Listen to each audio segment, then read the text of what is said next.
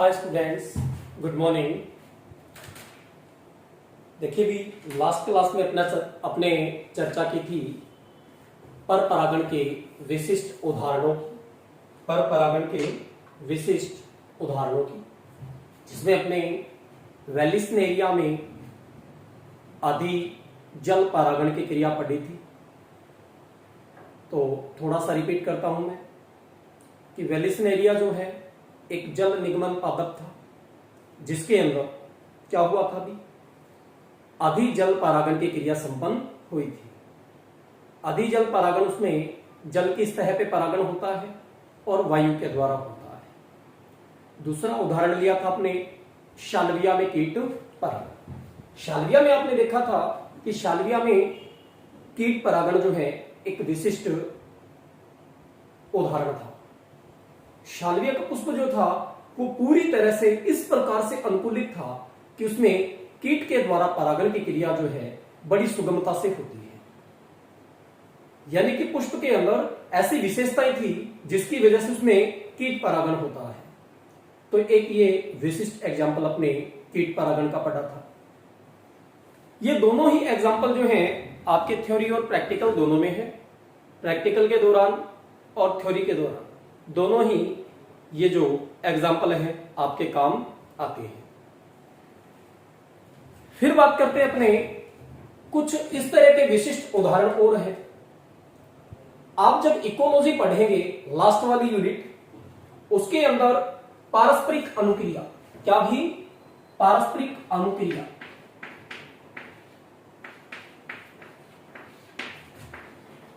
पारस्परिक अनुक्रिया, इनके बीच भी जीवों के बीच, ये अपने इकोलॉजी में पढ़ेंगे। तो वहां पे अपने जैसे ये शाल्विया में कीट परागण का उदाहरण है, ये अपने वहां काम देने वाला है। इसी प्रकार से एक अन्य विशिष्ट उदाहरण की बात करते हैं अपने आर्किड में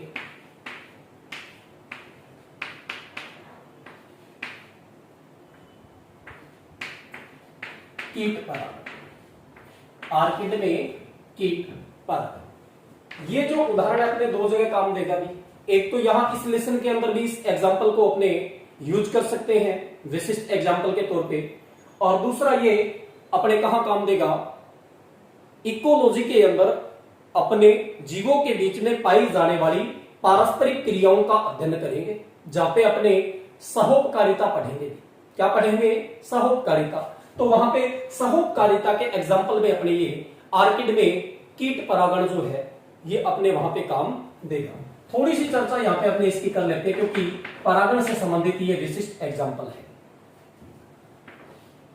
आर्किड जो है, आर्किड के जो पुष्प हैं ये कुछ विशेष प्रकार से क्या होते हैं भी, अनुकूलित कह सकते हैं, या अपने ये कह सकते हैं कि इनमें कुछ विशिष्टता पाई जाती है जिससे इनमें परागण की क्रिया नर मक्षिका के द्वारा संपन्न की जाती है। यानी नर मक्खी के द्वारा संपन्न की जाती है। क्या कह रहा हूं मैं, ध्यान से सुने कि आर्किड का जो पुष्प है इसमें कुछ अनुकूलन या विशेषताएं ऐसी होती हैं,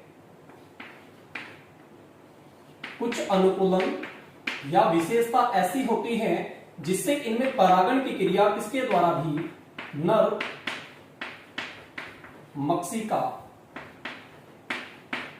या मक्खी के द्वारा संपन्न होती है। नर मक्षिका या मक्खी के द्वारा संपन्न होती है। कैसे कि आर्किड पुष्प जो है, आर्किड पुष्प, इसकी एक पंखुड़ी यानी एक दल, एक पंखुड़ी आकृति, रंग, रूप और आकार में, किसमें भी आकृति है, रंग है, रूप है, या इसके ऊपर कह दे कि जो चिन्ह है। एक पंखुड़ी है वो रंग, रूप, आकृति, चिन्हों में किसके समान दिखाई देती है? मादा मक्खी के समान। किसके समान दिखाई देती है? मादा मक्खी के समान दिखाई देती है। जब नर मक्खी इस आर्किड पुष्प की पंखुड़ी को जो रंग रूप आकृति में किसके समान दिखाई देती है भी, मादा मक्खी के समान दिखाई देती है, तो वो नर मक्खी का या नर मक्खी जो है इस पंखुड़ी को मादा समझकर इसके साथ क्या करती है भी, कूट मैथुन क्रिया करती है। क्या करती है? कूट मैथुन क्रिया करती है। तो यहां पे प्रश्न बनता है कि आर्किड जो है वो, तथ्य देखिए क्या है कि आर्किड जो है वो परागण क्रिया के लिए कूट मैथुन का सहारा लेता है। किसका सहारा लेता है? कूट मैथुन का।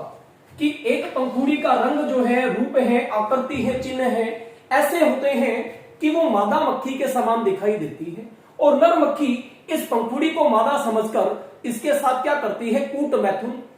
इस कूट मैथुन की क्रिया के द्वारा उस नर मक्षिका के शरीर पर क्या चिपक जाते हैं? परागकण। यह नर मक्षिका है, इसके शरीर पे क्या चिपक जाते हैं भी? परागकण। और परागकण चिपकी हुई नर मक्षिका जब दूसरे आर्किड पुष्प पर जाती है तो उस पुष्प की पंखुड़ी को क्या समझती है? मादा मक्षिका। और फिर वहां पे भी वो क्या करेगी? कूट मैथुन क्रिया करेगी। यानी वो ऐसा समझ रही है कि मादा मक्खी है, लेकिन वास्तव में वो मक्खी रह के क्या है भी? एक पंखुड़ी है, क्योंकि उसका रंग रूप आकृति कैसा दिखाई देता है? मादा मक्षिका के समान। तो ये नर मक्खी वहां पे भी कूट मैथुन करेगी। इस दौरान इस मक्खी के शरीर पे चिपके हुए परागकण वर्तिकाग्र द्वारा ग्रहण कर लिए जाएंगे और क्या हो जाएगा? परागण क्रिया संपन्न हो जाएगी। तो यहां देखिए, यदि मादा मक्खी और पुष्प की पंखुड़ी, इनके अंदर यदि कोई भिन्नताएं आ जाए तो इनमें परागण क्रियाएं संपन्न नहीं होगी, क्योंकि पंखुड़ी का यदि रंग रूप आकृति बदल जाएगा तो मादा मक्खी के समान दिखाई नहीं देगी और नर मक्खी कूट मैथुन नहीं करेगी, और इससे क्या है? दोनों ही प्रजातियां हैं, इनके अस्तित्व को खतरा हो जाएगा।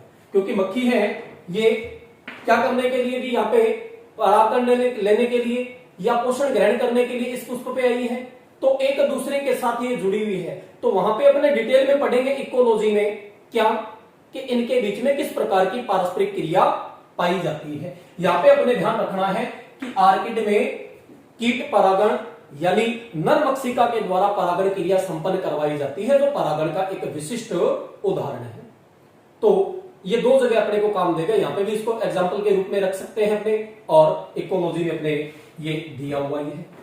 इसके अलावा इसी चैप्टर में अपने एक अन्य एग्जांपल की बात करें, यक्का या युक्का पादप में परागण। यक्का या इसको युक्का भी लिखा मिल सकता है, युक्का में परागण, यह भी एक विशिष्ट एग्जांपल है। युक्का पादप जो है, कौन सा पादप भी?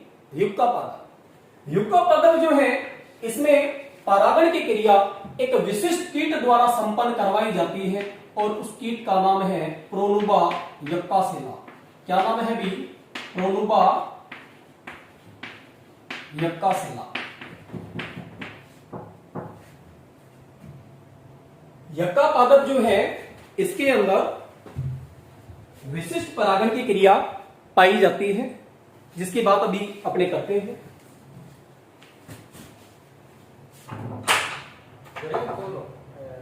वो वीडियो बनी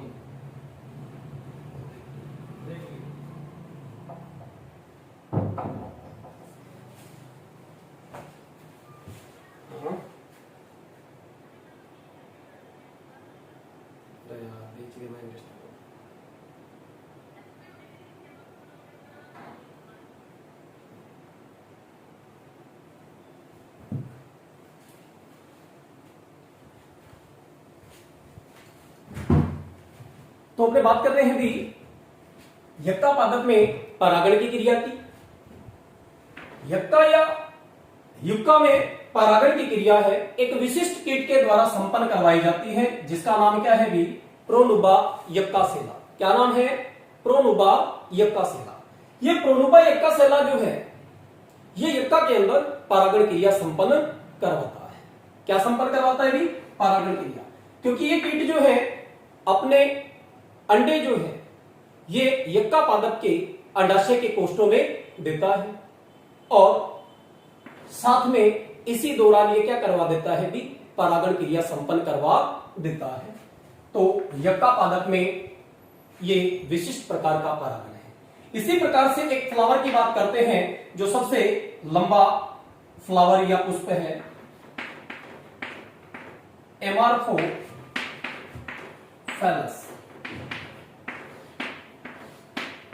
एमार्फोफैलस जो है ये एक ऐसा पुष्प है जो सबसे लंबा होता है, यानी लगभग 6 फीट लंबा हो जाता है। कितने फीट भी? 6 फीट तक लंबा हो जाता है। इसके अंदर भी कीट परागण पाया जाता है, जो कीट परागण का एक विशिष्ट एग्जाम्पल है। कीट जो है उसको ये पौधा जो है, इसके पुष्प जो है वो अंडे देने के लिए सुरक्षित स्थान मुहैया करवाते हैं, यानी कीट अपने अंडे कहां देता है? इस पुष्प के अंडाशय के अंदर जो कोष्ठ है वहां। और उसके बाद अंडे जो हैं उनसे जो लार्वा निकलते हैं उनको पोषण भी यहीं से मिलता है, ऐसा यक्का में, ऐसा ही एमार्फोफैलस में। तो ये है भी कीट परागण या पर परागण के कुछ विशिष्ट एग्जाम्पल।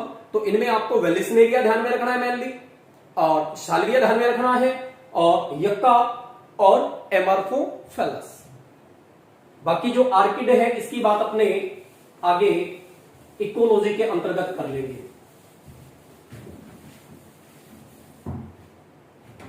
अब बात करते हैं अपने कृत्रिम परागण की।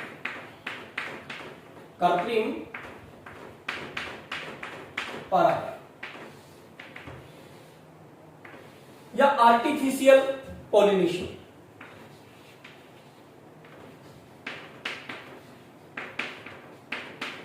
Artificial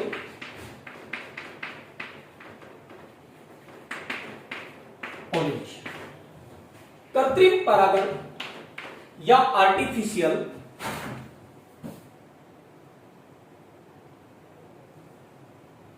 pollination. देखो भी आर्टिफिशियल पॉलिनेशन या कृत्रिम परागण क्या है। जीव विज्ञान जो है इसकी एक विशिष्ट शाखा है, या यूं कह दें वनस्पति विज्ञान की एक विशिष्ट शाखा होती है भी, जिसका नाम है प्लांट ब्रीडिंग।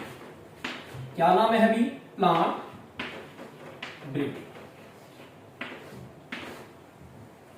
कृत्रिम परागण की क्रिया पढ़ने से पहले अपने बात करते हैं किसकी? बोटनी की एक विशिष्ट शाखा की, जिसका नाम क्या है? प्लांट ब्रीडिंग, पादप प्रजनन। कौन सी भी? पादप प्रजनन। पादप प्रजनन क्या है? वनस्पति विज्ञान की वह शाखा जिसमें पादपों की आनुवांशिकता में सुधार करके, पादपों की आनुवांशिकता में सुधार करके उन्नत लक्षणों वाली किस्मों का विकास किया जाता है। क्या कहलाती है? Plant breeding. क्या कहलाती है? Plant breeding. वनस्पति विज्ञान की वह शाखा जिसमें पादपों की आनुवांशिकता में सुधार करके उन्नत किस्म के पादपों का विकास किया जाता है, क्या कहलाती है भी? प्लांट ब्रीडिंग कहलाती है। क्या कहलाती है? प्लांट ब्रीडिंग कहलाती है। अब प्लांट ब्रीडिंग जो है इसके अंतर्गत कौन सी क्रियाएं होंगी कि नई किस्म का निर्माण करना है। किसका निर्माण करना है? नई किस्म का, उन्नत लक्षणों वाली किस्म का निर्माण करना है।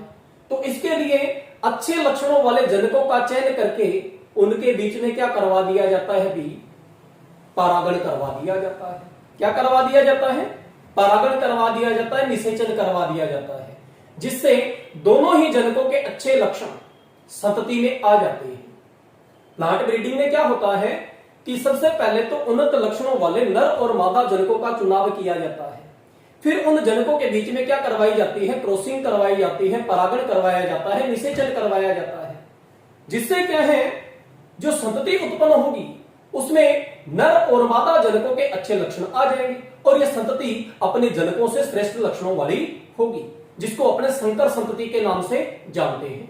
तो जितने भी प्रकार के पादपों के अपने या फसली पौधों के संकर बीज प्राप्त करते हैं वो प्लांट ब्रीडिंग की सहायता से या फिर बायोटेक्नोलॉजी जो है उसकी सहायता से प्राप्त किए जाते हैं। तो प्लांट ब्रीडिंग जो है पादप प्रजनन में उन्नत लक्षणों वाले पादपों की किस्में जो है उनका विकास किया जाता है। प्लांट ब्रीडिंग में प्लांट ब्रीडर जो होता है पादप प्रजनक, कौन भी पादप प्रजनक या प्लांट ब्रीडर,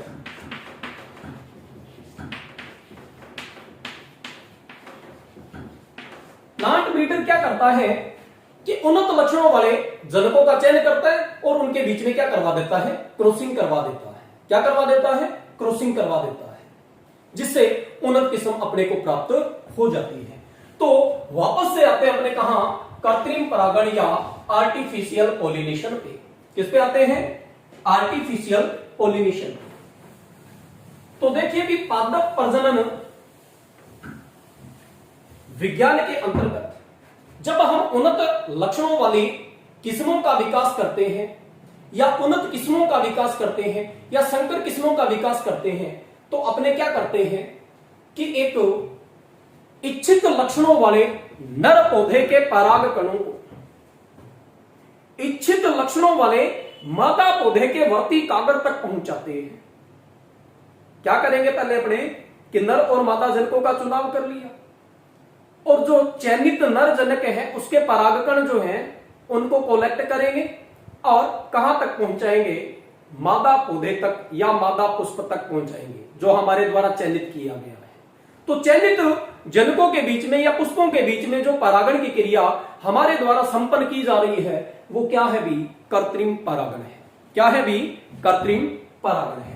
कृत्रिम परागण के दौरान ध्यान रखने वाली जो बातें हैं वो क्या है कि आपने मान लीजिए एक नर पौधे का चयन किया है और एक पौधे को किसके रूप में भी, मादा पौधे के रूप में चयनित किया है। इसके लिए आवश्यक क्या है कि आपके द्वारा जो चयनित मादा पौधा है उस तक आपके द्वारा चयनित नर पौधे के परागकण ही पहुंचने चाहिए। नर पौधे के परागकण ही पहुंचने चाहिए। यानी इस पौधे के, ये आपके द्वारा चुना गया नर पौधा है, ये मादा पौधा है, तो इससे परागकण यहां तक ही पहुंचने चाहिए। अन्य मान लीजिए नर पौधे ये हैं, एक ही हो गया, एक ही हो गया, यहां के जो परागकण है वो यहां तक पहुंचे, इनको अपने क्या करना है, रोकना है। यानी पहली आवश्यकता क्या है इसकी कि जो नर और मादा पौधे आपने चयनित किए हैं तो चयनित नर पौधे के परागकण ही कहां पहुंचने चाहिए, मादा पौधे तक पहुंचने चाहिए और अन्य पौधों के परागकण है उनको मादा पौधे तक पहुंचने के लिए अपने को क्या करना होगा, रोकना होगा। यानी यहां तक ये न पहुंचे, मतलब जो हमारे द्वारा इच्छित परागकण नहीं है उनका संदूषण यहां नहीं होना चाहिए। यानी इन क्रियाओं को अपने अंजाम देना है भी। चयनित पौधे, चयनित नर पौधे के परागकण तो मादा पौधे तक पहुंचे और अन्य पौधों के परागकण इस मादा पौधे तक न पहुंचे, इसको रोकने के लिए अपने को क्या प्रोसेस करना पड़ता है। तो कृत्रिम परागण जो है इस दौरान कौन कौन से चरण अपनाए जाते हैं, इन चरणों को आपको ध्यान में रखना है। सबसे पहला चरण जो है कृत्रिम परागण के दौरान अपने को कौन कौन से स्टेप अपनाने पड़ते हैं, उस दौरान सबसे पहले बात करते हैं अपने विपुंसन की। तो आप हेडिंग डालें विपुंसन और ये आपके लिए इंपॉर्टेंट है बेटा। विपुंसन या इसको बोलते हैं इमस्कुलेशन।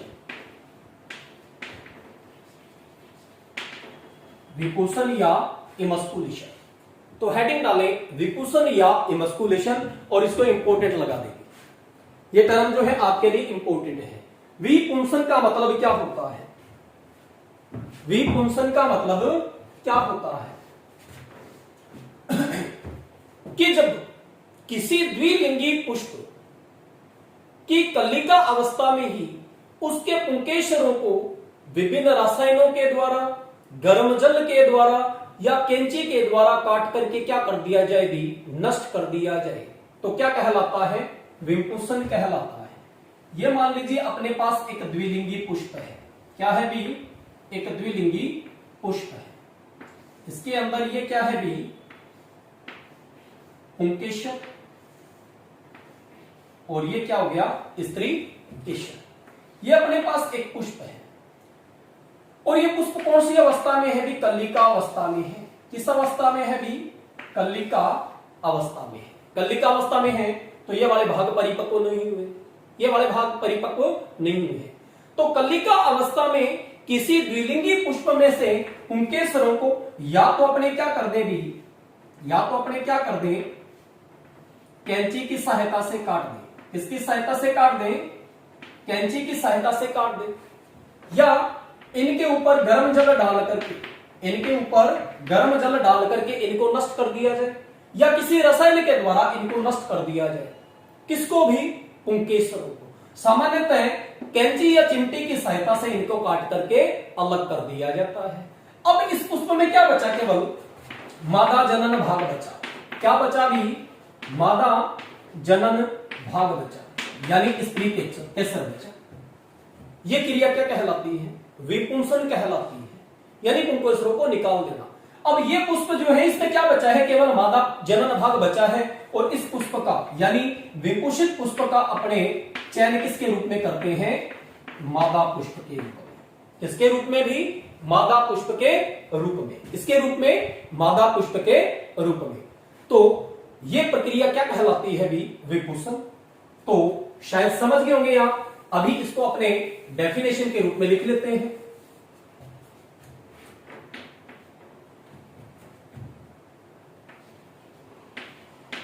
जब किसी द्विलिंगी पुष्प की कलिका अवस्था में, जब किसी द्विलिंगी पुष्प की कलिका अवस्था में, कलिका अवस्था में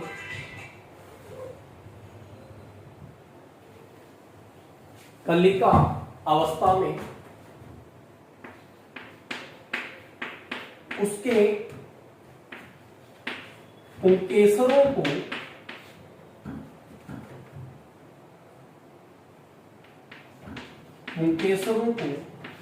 किसी रसायन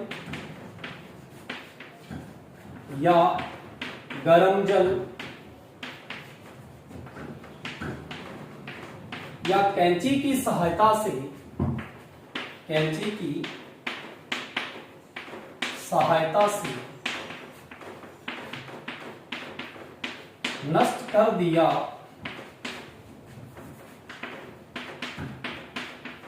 जाता है तो इसे विपुंसन कहते हैं। क्या कहते हैं इसे, विपुंसन कहते हैं। तो कलिका अवस्था में किसी द्विलिंगी पुष्प के पुंकेसरों को रसायन की सहायता से या गर्म जल की सहायता से या कैंची की सहायता से अपने काट के अलग कर देते हैं। तो यह क्रिया क्या कहलाती है, विपुंसन कहलाती है। अब जो ये विपुषित पुष्प है यानी इमस्कुलेटेड पुष्प जो है, इसका चयन अपने किसके रूप में करते हैं भी, मादा पुष्प के रूप में। इसके रूप में मादा पुष्प के रूप में, क्योंकि इसमें नरजनन भाग जो था उसको आपने अपरिपक्व अवस्था में ही काट दिया, अपरिपक्व अवस्था में ही काट दिया। या इसकी एक शॉर्ट एंड स्वीट परिभाषा आपने और लिखना चाहे तो ओब्लिक लगा के लिखे भी।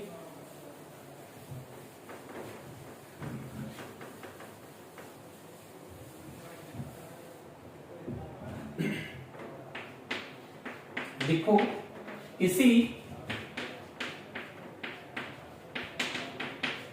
द्विलिंगी पुष्प की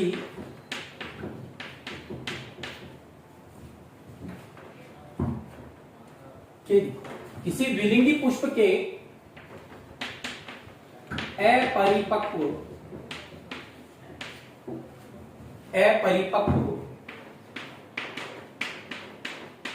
पुंकेसरों को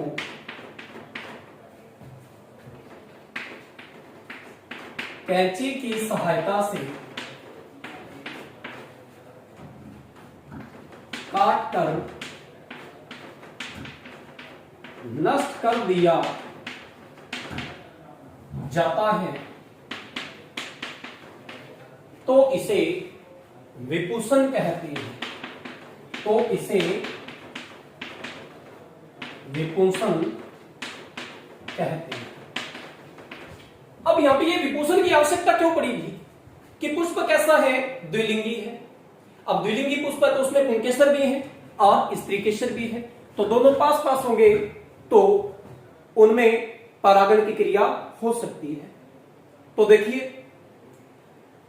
अपने को क्या करना है भी, कृत्रिम परागण के द्वारा, यानी अपने बात कर रहे हैं पादप प्रजनन की, अपने को एक उन्नत किस्म का विकास करना है।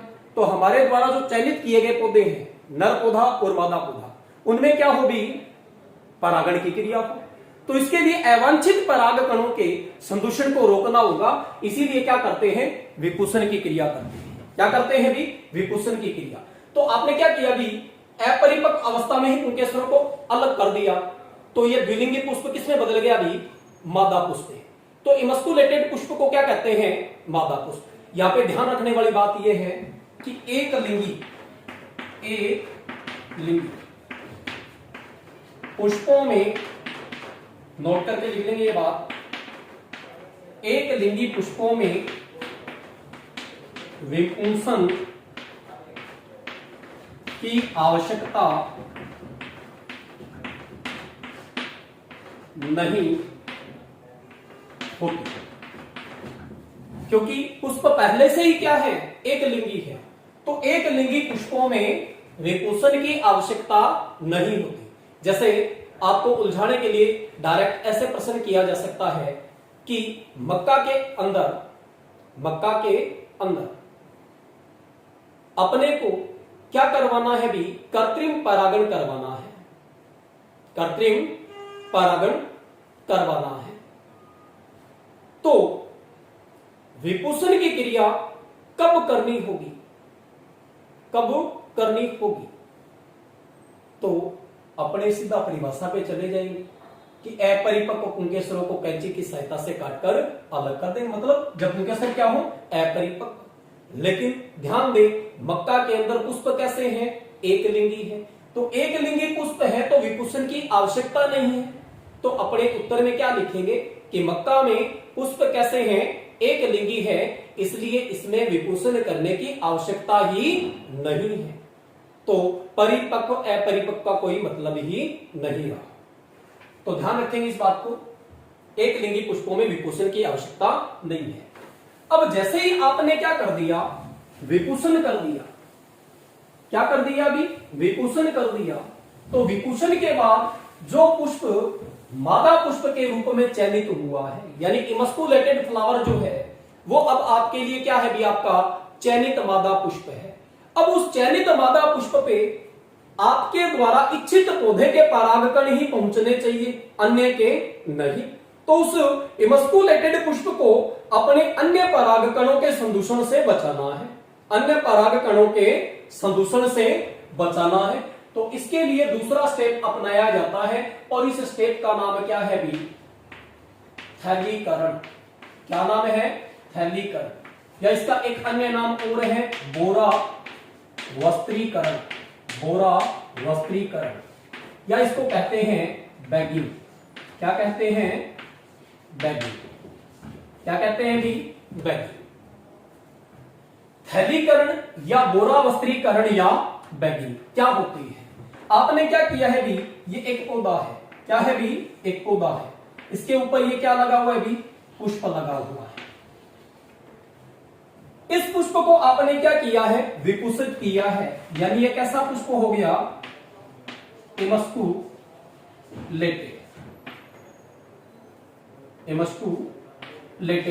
पुष्प हो गया, विपूषित पुष्प हो गया। यानी इसमें से आपने पुंकेसरों को काट के अलग कर दिया और इस पुष्प का चयन किया है आपने किसके रूप में, मादा पुष्प के रूप में।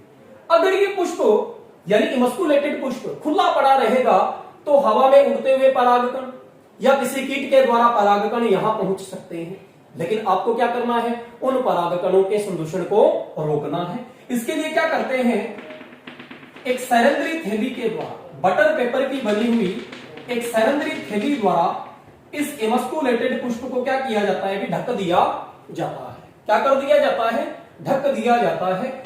पुष्प को, इमस्कुलेटेड पुष्प को इस बटर पेपर की थैली के द्वारा जो अपने ढकते हैं ताकि अन्य पराग कणों का संदूषण न हो या अनिच्छित या अवांछित पराग कणों का संदूषण न हो, इसको रोकने के लिए आपने जो पुष्प को थैली के अंदर ढका है, यही क्रिया क्या कहलाती है, थैलीकरण या बोरावस्त्रीकरण, या इसी को क्या कहते हैं, बैगिंग कहते हैं। तो बैगिंग क्या है कि विपुषित पुष्प को बटर पेपर की सैरेंद्री थैली से ढकना क्या कहलाता है, थैलीकरण या बोरावस्त्रीकरण या बैगिंग। अब जो ये थैली है इसके अंदर जो रंध्र है, सैरेंद्री थैली बोल रहा हूं मैं, सैरेंद्री क्यों यूज करते हैं, ताकि वेंटिलेशन होता रहे। क्या होता रहे भी, वेंटिलेशन होता रहे। तो इसके लिए सैरेंद्री थैली यूज करते हैं। इस सैरेंद्री थैली के अंदर छिद्रों का आकार जो होता है वो अति सूक्ष्म होता है, जिनमें से परागकण आर पार नहीं आ जा सकते, तो इससे ढक दिया जाता है। अब अपने विपुषण करते हैं, उसके बाद क्या करते हैं, थैलीकरण करते हैं। तीसरा स्टेप आता है भी, तीसरा स्टेप क्या आता है, एंथेसिस। कौन सा भी, एंथेसिस।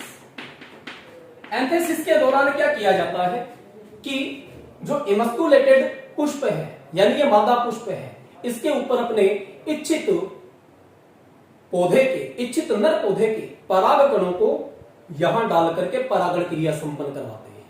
तो अपने नर पौधे का जिसका चुनाव किया है उसके परागकण जो हैं उनको ब्रश की सहायता से इस पुष्प के ऊपर क्या करेंगे भी, डाल देंगे और वापस से इसको थैली में ढक देंगे। तो इच्छित नर पौधे के पराग कणों को मादा पुष्प तक ब्रश की सहायता से पहुंचाना क्या कहलाता है, एंथेसिस कहलाता है।